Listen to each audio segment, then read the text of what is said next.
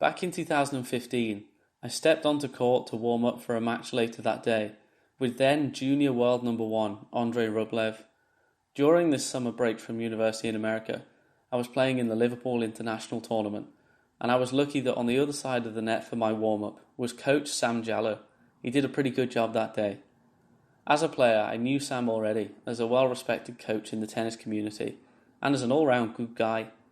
What I wasn't really aware of at the time was his incredible story and his amazing outlook on life in general.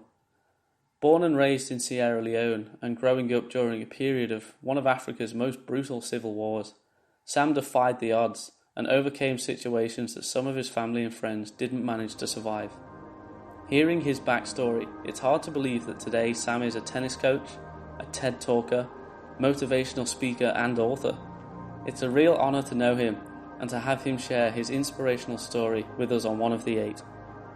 I learned very quick in life that you can take anything, either the negative way which will affect your life, in such a bad way, or you can take all your struggles, put them together and build something out of it, tell your story and go out there and help other people so they don't have to go through the same thing that I went through. I'm Jake Worley and this is One of the Eight, bringing you the real life stories of real world people, the things they have achieved and the things that have inspired them.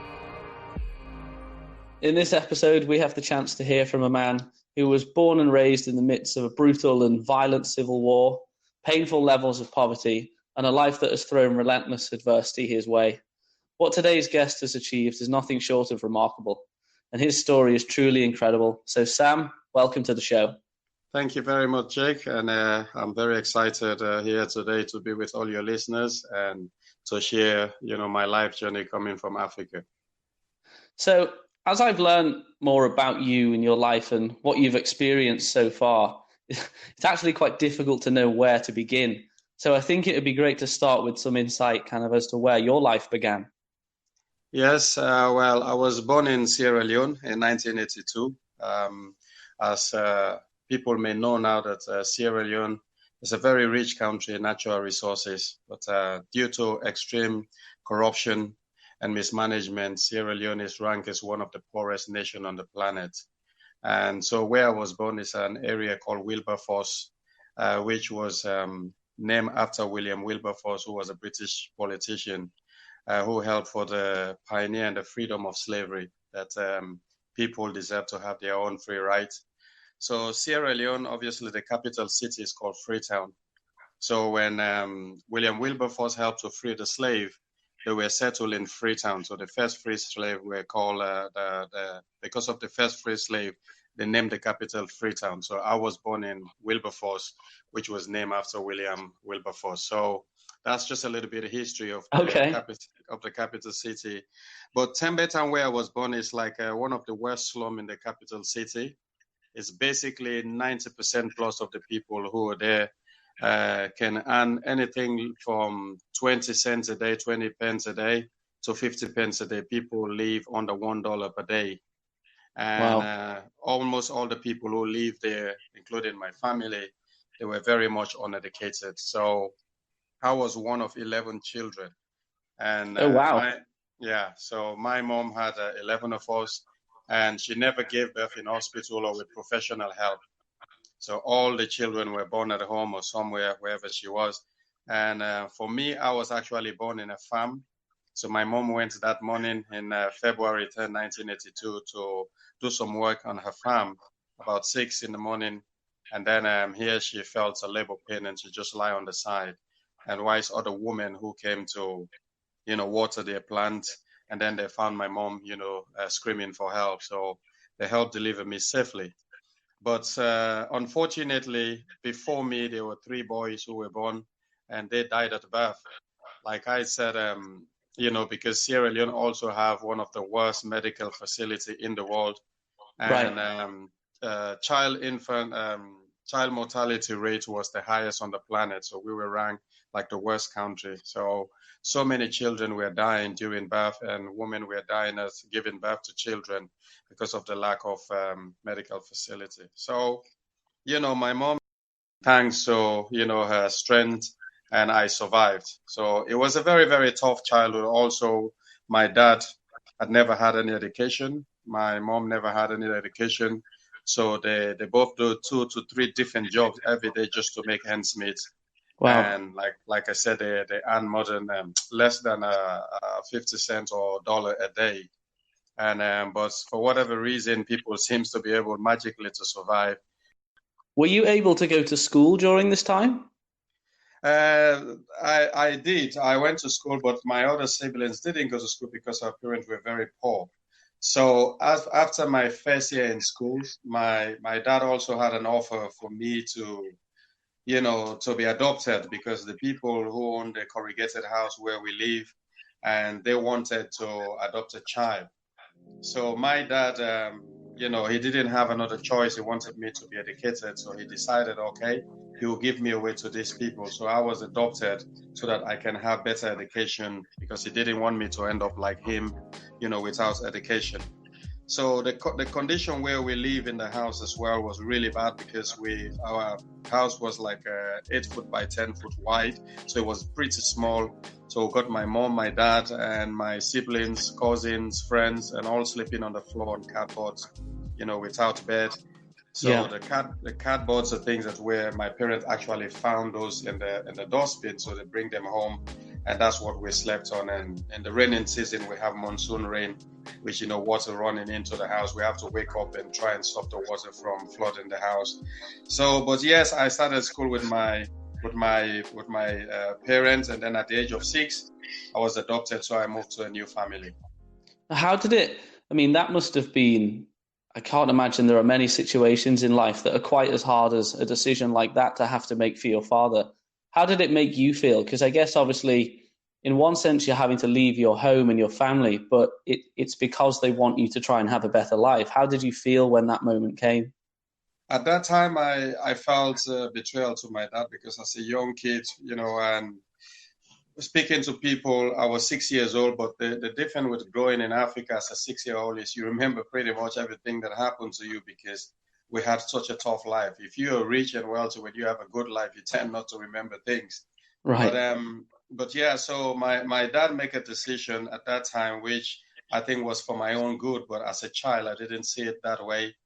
And but until now, when I grew older, I realized that actually my dad was doing me a favor because he knew what it is like not having education and not having a good job, and where he was just working every day for like try to make a dollar just to make ends meet. So it was tough as a child, like I said, to leave my siblings, my childhood home where I've grown up, even though we were extremely poor, basically having one meal a day.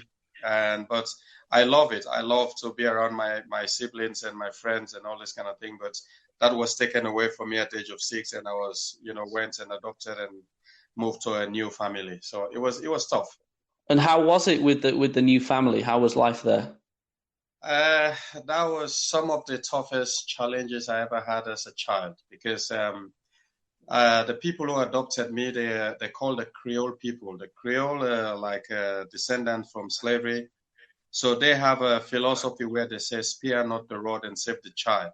Meaning, if you have a whip, you have to use it and discipline the child. So I was having an average of 3 to 4 beatings every week. I mean, serious beating, and there was no forgiveness about mistake. But in the end, to be honest with you, as I grew older, even though they were so cruel to me and I was receiving so much beating, I realized that those beating actually kept me almost grounded. That it makes me realize that for whatever reaction I take in my life, whatever decision I make, is a consequences to it. So, for example, one day they asked me to go buy a kerosene in a field in a gas station. So on my way, I met other kids playing football. Being a child, I just want to join in and play. Yeah. And during this time, whilst I was playing, I lost the money. And when I finished, I have no kerosene. My toes were bleeding. I'm over an hour late. So I knew exactly what I was going to get. And when I went home, to be honest with you, I received the beating of my life because I didn't brought the money, the kerosene, and they didn't understand that as a child you need those sort of, social life to keep going. Yeah. But yeah, so I was with them for 3 years, and then after that, it reached a point where I have to run away and start living on the streets and place to place. So I think this was probably a very pivotal part in your life. Again, around the age of 9 when you ran away, this was also the time where possibly one of the worst times for your country happened. This was around 1991. What started around this time? Well, whilst I run away, I was 9 years old, and then the civil war started in Sierra Leone in March 1991. The war it started actually in Liberia by former leader Charles Taylor, who is now in prison in the Northwest here for life, or 50 years in prison. And so he was in America, I think, in prison. So he escaped, and then he got to Africa and formed a rebel group. So one of the guy who was his main guy who helped him to fight in Liberia. So when he became a president, he said to him, well, okay, so we've got Liberia.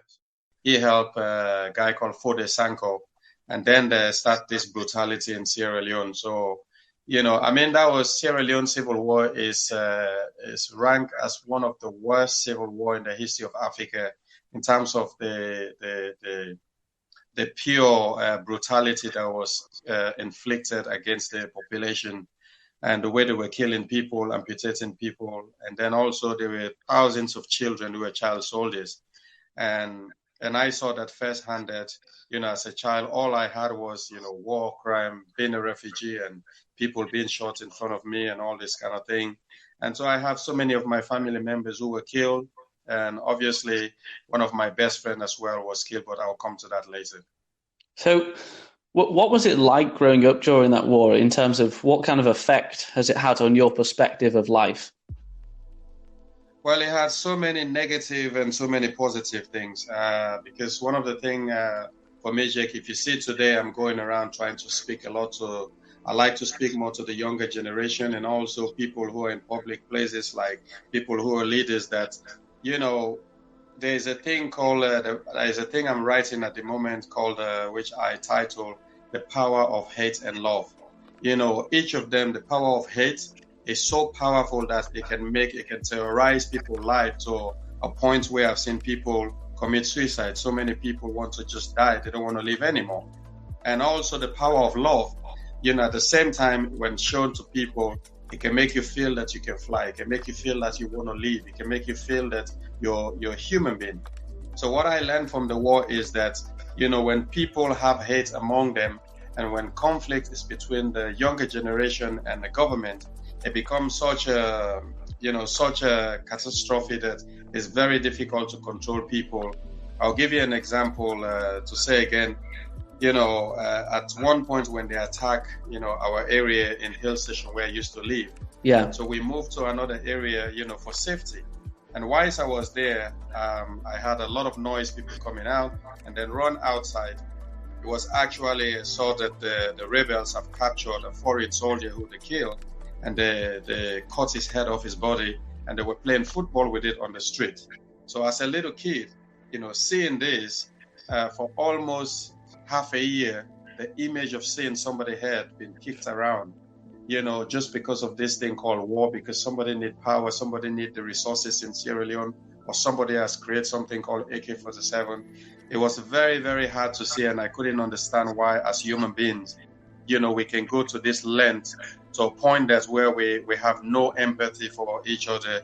There was no humility. There was no one care about each other, and I saw that effect, which I'm writing, a presentation called The Power of Hate and Love. So all this comes from my experience, which was some of the worst thing I ever faced in my life.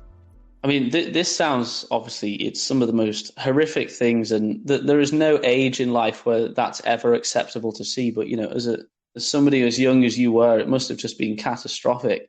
And is it true that you were actually captured yourself?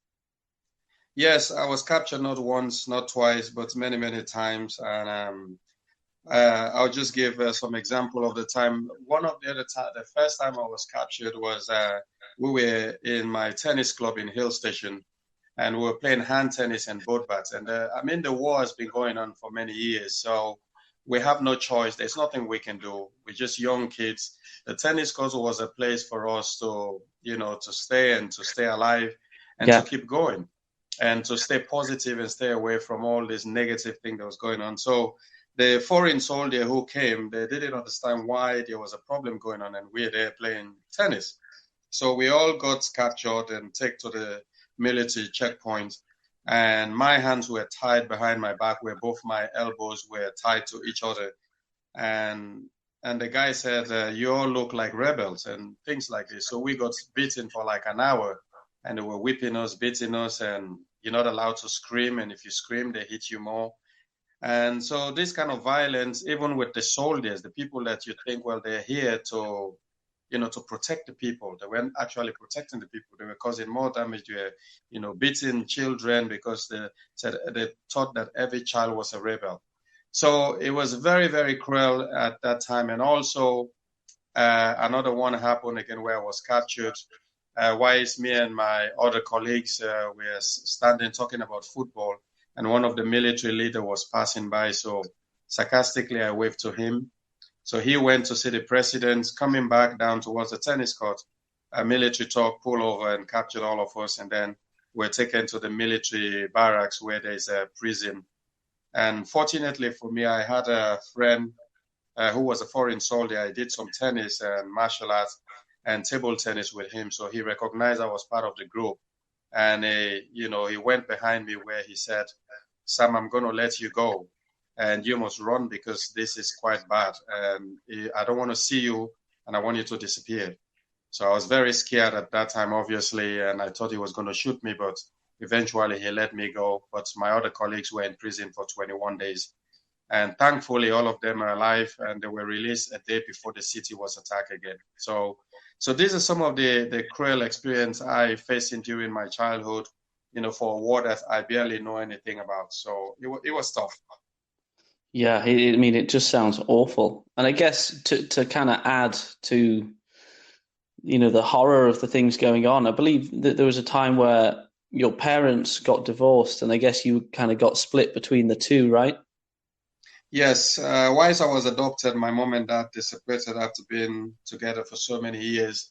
And then eventually, when I run away from my adopted family, I was living on the street from family members, and then my mom moved to the tennis court, which is in Hill Station, and that tennis court was built in 1904 by the British settlers, the British colonial people who were residing at Hill Station, which was like a community thing where they all meet in the evening and have a game of tennis. Right. So my mom went and where she went, she moved in with her new partner, but only 10 yards away, from these three tennis courts. But as a child, one of my jobs that my mom was doing was in the morning, apart from doing her farming thing where she grows, vegetables and all other crops like groundnuts, sweet potato, and onions, tomato, and all these kind of things. And she also go to the jungle and cut woods, and the little branches she put together and tie together as a firewood, and then the big logs she will burn them as charcoal that she will sell in the market. So during this 5 mile walk from where we used to live to the jungle, we'll walk past through this tennis court. And I remember as a little child, I used to admire this game so much, the game of tennis. And it was most of the time you see it's only white people that were, playing well dressed. And I actually love to play the game of tennis. And then, I was living, it was just a faraway dream for me to play tennis. Were your parents accepting of your love and interest of tennis?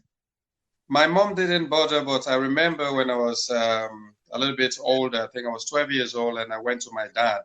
And by then I started playing tennis. I've really, really fallen in love with the sport because I didn't live with my dad after my mom and dad separated, because I knew my dad was really tough and he was disciplined, and he would not allow me to do anything to do with sport. He wanted me to be a doctor. So I went to him and I said, "Dad, I want to play tennis. I love tennis. I love this game." And I could still remember my dad's face when he looked at me and he goes, "Son, if I ever see you play that rich white man sport, I'm going to amputate all your fingers, all of Oh, them. And oh my. so, and my dad was so serious, but in my head as a child, I knew how serious my dad was, but I defied my dad in a way that, okay, I'm not going to tell my dad anything. I'm going to live with my mom and I'm going to play tennis. One day, I'll prove to my dad that I made a good decision. But in other words, my dad, it wasn't like he was cruel or this kind of thing. It's just that for him, he's never seen anyone, Sierra Leonean native who have played tennis to a decent level.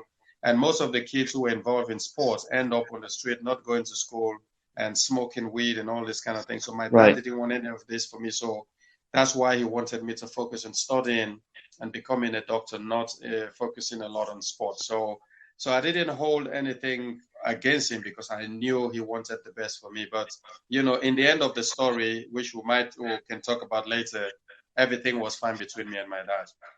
Okay. But, given the times of the country and kind of the situation you're in, I mean, tennis is not a cheap sport. How did you get any equipment or string to actually play? Well, I love this question because this is one of the things I love to talk about, especially when I live in the Western world. I have to help children to understand this. And first of all, like I said, there's a popular game in Sierra Leone called hand tennis, which is played bare hand. And I was like a national champion in that. Okay. No one could beat me in playing hand tennis. And even today, with a lot of the kids that I actually travel with, I let them practice hand tennis with me as a part of warm up and a fun. And because we couldn't afford rackets, so we come up with hand tennis. So we draw a rectangular shape court, which is smaller than a tennis court. Obviously, there's no net, but there's a line in the middle. So you bounce the ball like table tennis. You serve like table tennis from your side to the other side, and then you play like a tie-break system. Okay. And then if you're good at that, when we can go to the carpenter and beg for old plywood, and then we'll cut them like a table tennis bat, but slightly bigger. And then that's what we used to play with. And so because we didn't have racket, we create board bat, which is more like a paddle tennis or beach tennis, whatever way you want to call it. So we use that to play. We didn't make excuse. But finally, when I have rackets, I think I was around between 8 and 10 years old, I really, really touched a racket because even though I was with my adopted family, every other 2 weekends, they used to make me go visit my mom. So during those times, I started playing more board bat and more tennis and more hand tennis. So when I finally settled with my mom, I got a wooden racket and that was good. And then I had a Prince metal racket. And so what happened is we couldn't afford string as well. So we started going to the town where they sell the shark fishing line, because the shark fishing line, they are very thick. They're like, in the string when you have 1.30 or 1.25, they were like 1.5. I don't know what it is. Wow. They were so thick. But that's what we used to use on our rackets, because we couldn't afford a normal string. So we get a shark fishing line and we will use that. And then if it breaks, we wouldn't take the whole string and we'll patch it. And you got like 10 different tension on one racket, but we never complained. And we never really actually complained. And one of the things I would, How did you string the racket? That's another thing. One of my cousin who is now living in England, he used to have a very old machine, which that was the only type I ever saw, and I never saw anyone like that again. It has a handle like you wind it and wind it. You got to wind it for ages, just to get the tension. But also, at some point in time, when I was actually competing, I learned to restring my racket without machine. Up to today, I could restring a racket and play with it without machine. Any tension, all I need is just one clip. I don't need a machine. I can restring a racket. So that's what poverty can do with you.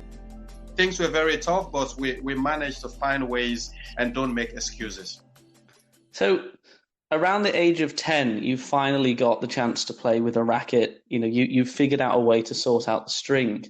So you go on a little bit of, tennis progression. You're figuring out the sport and, going up the levels. You actually got to represent your country, right? Yes. And that was, I was 13 years old. But before that, like I said, when I was 10 years old, and I had from one of my friends saying, because by then I didn't realize that the kids were really good from the age of 12. They can play ITF tournament. I never knew anything about ITF tournament. I don't know anything that goes on in terms of tournaments. I know about, competing. I was very competitive.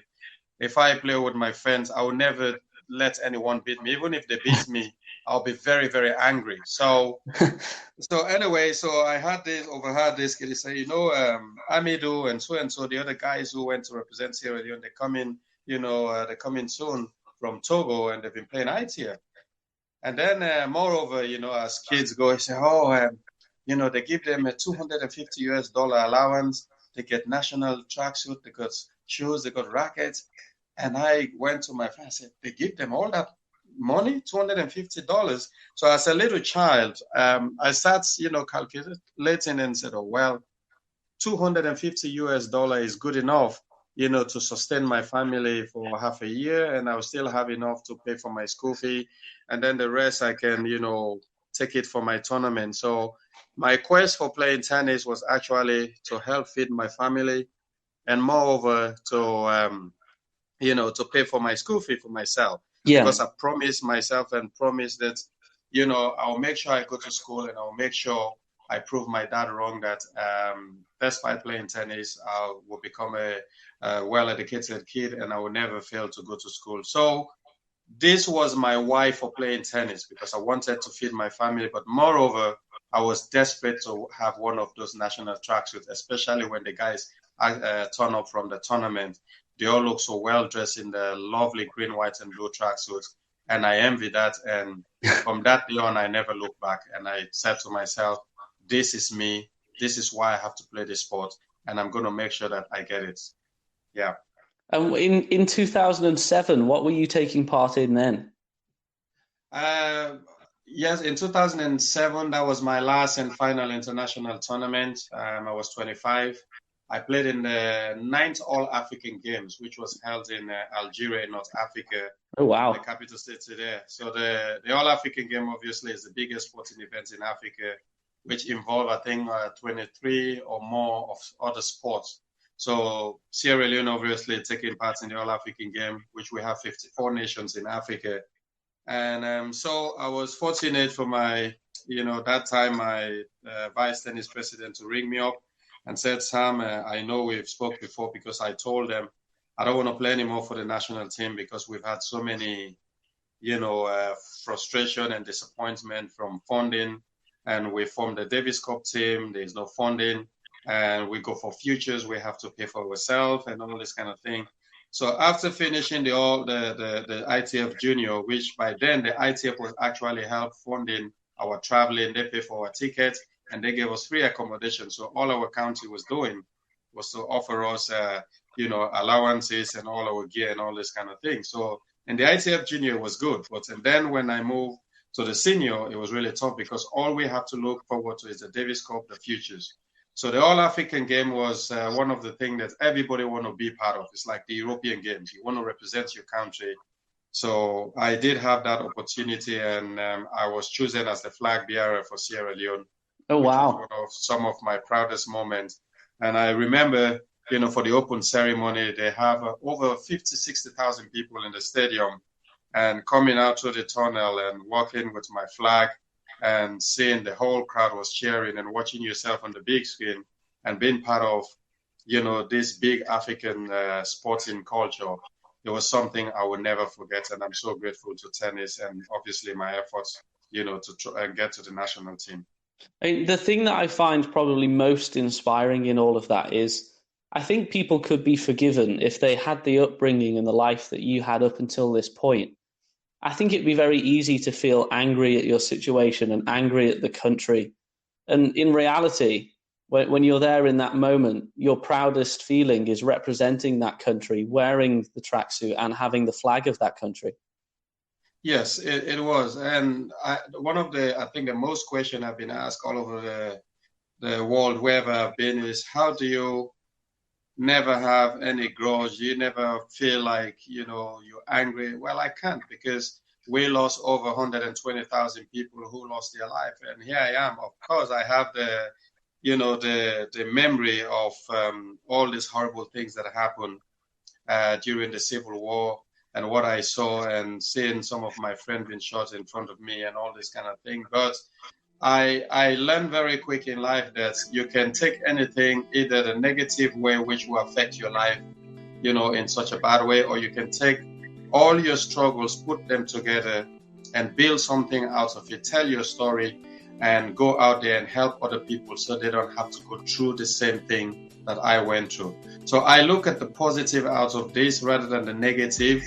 And obviously, I will never forget what happened, but I forgive everybody, because forgiveness is not just for the people that you forgive, it's to also free yourself from the burden and the pain that people cause you, so you can move on and learn from it and hope that it never happen again.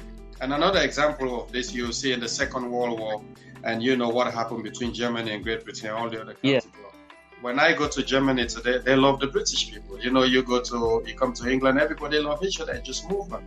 So we don't live in the past, but we don't also make the past, make us rebel against each other. I think we should come more closer to each other, because what I've experienced in the war, like I said, the power of hate and the power of love, we should have more of the power of love than the power of hate, and forgive each other and learn to make this world a better place, and also to make younger children understand that they are the future. They can go into good things rather than taking guns and knives. Like we saw even in Great Britain today, there's so much stabbing and shooting and whatever going on, with the younger generation. But this is why I'm taking on this mission, to use my story as a platform to inspire the younger generation not to take that route and think positively and work for themselves to be better. So, I mean, to give kind of our listeners a brief summary of what you are right now, you're a fully licensed and highly respected coach in England. You're a motivational speaker. You're also a founder of a foundation. And that's just to name a slight few. One question I have to ask is, when you look back at these types of things that you've discussed in your life so far, can you believe that you're the person that you are today? It's very difficult to believe, recently when I did the TED Talk, and I remember when I finished, I have a lot of the people we're having a drink just to have a break, and a lot of people come to the backstage, and they were talking to me, the students, the parents, and a couple came up to me and said, me and my wife were both in tears, listening to your story, but not because we want to cry. We just felt so inspired, and the strength that is coming out of you. And with all the support I've had from the LT and now the UST, helping to promote my story in America. And I was in Canada, I was in Chile, and, everywhere in Europe, in Spain, in Germany, and doing book signing. If anyone would have told me that my life would be like this today, I would have thought that people are crazy. The only thing that I knew as a child, I knew that I wanted to play tennis, to make a better life out of it, so I can help my mom and dad. But it's very, very hard to comprehend, the level of things that I've accomplished, being an international coach, working with competitive players. I actually met you, remember, at the Liverpool International, yes. And I had a hit with you. And Rublev, who's my friend, I remember you played against Rublev, and I was thinking to myself, how good you were. You nearly got him in the first set. I can remember it was 7-5, I think, in the first set. And Rublev was the world #1 junior. And I said to you, what an amazing fit it would be for you to keep training and working harder. But to have that opportunity to meet people like yourself and, Rublev and all these great people who have met, and been on center court myself, I've done a few exhibition match there myself. And, it's something that I never thought would be possible. But, thanks to tennis and thanks to the resilience of other people who helped me on the way. And, it's a really roller coaster, which sometimes I sit in places, I don't really believe that this is me, going around the world and expressing myself and telling my stories.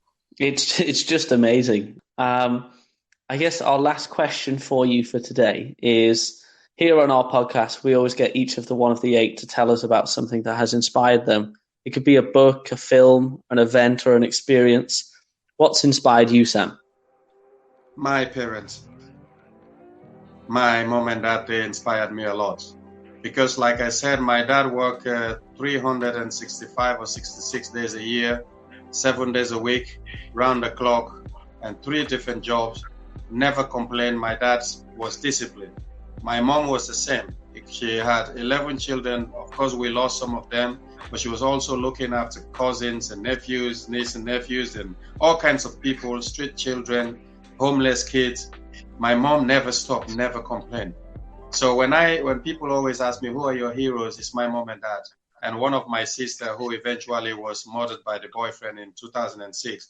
So, and also before I finish this question you just asked me, I also have a story that happened to me on the 14th of February 1998, where my best friend, who actually inspired me to play tennis, was killed right in front of me. That morning, he woke me up. We walked outside because the attack has happened. And whilst we're outside the tennis court, another friend of ours called me and said, Sam, come and see the bomb that the jet has dropped over here. So I took about 2-3 steps, and then I have a rapid AK-47 shot behind me. When I turned around, it was my best friend who I've lived with, who have inspired me to play, who always play hand tennis, both bat tennis or tennis with me. We went to school together, and he wanted me to be the best. So he's just been killed right in front of me. So he's the person, him, my mom, my dad, and my late sister, they were the people who actually inspired me to become what I am today. And that's why my hard work has come from my family, because that's what I saw from my parent, that it doesn't matter how poor you are, it doesn't matter what happened for the day, you must be disciplined, respectful, and you must work really hard. So my mom and dad, my sibling, some of my siblings and my late friend, they are my hero. They inspired me to want to even work and become the best. That is just, I mean, the way you see life and your approach to tackling challenges is just awesome. It's just incredible. Thank you very much for sharing it. I just have one little last question for you. Yeah. What are your next plans moving forward? What's coming up next? I got a lot of things coming on at the minute, obviously with all the media thing, but I'm trying to finish 4 other books, which, like I said to you, one of them is Tennis Madness, which I'm trying to finish, and I have a fiction book which is similar to my story, which I'm doing it like a movie. So okay. I guess in the future, somebody might pick that up to do it as a movie. And I'm trying for my own story as well, to find people one day. I'm hoping that we'll be able to turn it into a movie, which I think will be an inspiring story. So it's a lot of work going into it, but in the future for me, it's more motivational speaking and writing, and then looking after my family and try to inspire as many people as possible and become a good father, a good coach, and a good motivational speaker and a good author. So those are my plans for now. And once my kids have grown a little bit where they can be independent, I'll likely go back to Africa to help the younger generation and help to develop tennis in Sierra Leone and help the country as a whole, to help the younger generation to be more positive and involved in things. And hopefully spend some time with my mom, who I've not stayed with since I was a kid. Wow. Well, I don't doubt for a second that you'll accomplish all of those things. And I can't wait to kind of see how things progress. To be here speaking to you, I love this. This is the life I live for, and I will do this again whenever you need me to speak, wherever, you have something going on, and I will always be there because, I don't know, life is very short, and whatever I've learned and experienced, I would like to help and share for humanity's sake. So thank you so much for giving me the opportunity. And also, like I said, I'm able to run my foundation now in Africa. I forgot to mention about that. That's something I would love to carry on until I die, in inspiring and helping children. So thank you so much. There are almost 8 billion people on our planet, and Sam Jalloh is one of the 8. You can find links to more about Sam and to his book, Tennis Saved My Life, online at oneofthe8.com. Everyone has a story to share. Everyone has something to give. Everyone can inspire. One of the 8 is a movement of real-world people from across the globe, sharing real-life stories, inspiring others, enriching lives, and giving something back. I am, you are, everyone is one of the 8. now streaming on Spotify, Apple Podcast, Google Play, or wherever you listen to your podcasts. Be sure to subscribe so you never miss an episode. Join the movement at oneoftheight.com.